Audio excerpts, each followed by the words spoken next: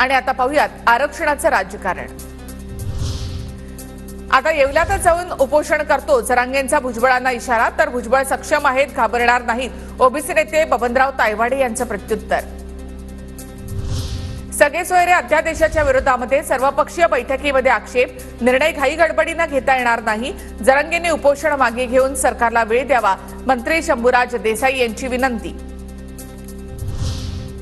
Maratha OBC वादावर मुख्यमंत्री शिंदे आणि शरद पवार यांच्यामध्ये 20 मिनिटं चर्चा।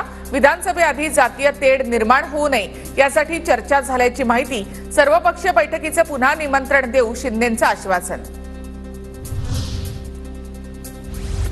आजच्या भेटीमध्ये आरक्षणावरच चर्चा होती की दंगली लावण्याबाबत होते हे माहिती नाही।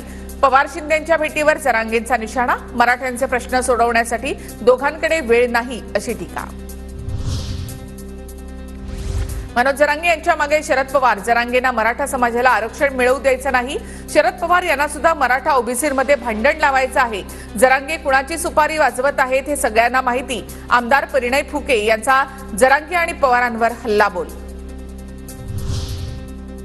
विरोधकांचं जाऊ द्या, तुम्ही ओबीसी मधून आरक्षण देणार का ते सांगा, मनोज जरांगेंचा देवेंद्र फडणवीस यांना सवाल। मराठा समाज अजून आपल्या मागे उभा आहे। शिवराळ भाषा, एकेरी वक्तव्य, हमरीतुमरी बंद करावी। स्वतःची वक्तव्य मुजोरीची, तेव्हा दुसऱ्यांना मुजोर म्हणणं चुकीचं। प्रवीण दरेकर यांचा मनोज जरांगे यांच्यावर निशाणा। शरद पवार यांनी हा वाद सोडवायला हवा, मात्र मनोज जरांगे आणि शरद पवारांची भाषा एकच आहे। ओबीसी आरक्षणावर शरद पवार गप्प का? शरद पवार, उद्धव ठाकरे आणि काँग्रेस नेत्यांनी भूमिका स्पष्ट करावी, लक्ष्मण हाके यांचं आव्हान। आगामी वर्षामध्ये शैक्षणिक संस्थांमध्ये प्रवेश घेतलेल्या विद्यार्थ्यांना जात वैधता प्रमाणपत्र सादर करण्यासाठी 6 महिन्यांची मुदतवाढ। मराठा समाजाच्या विद्यार्थ्यांना मुख्यमंत्री एकनाथ शिंदेंकडून दिलासा देणारा निर्णय।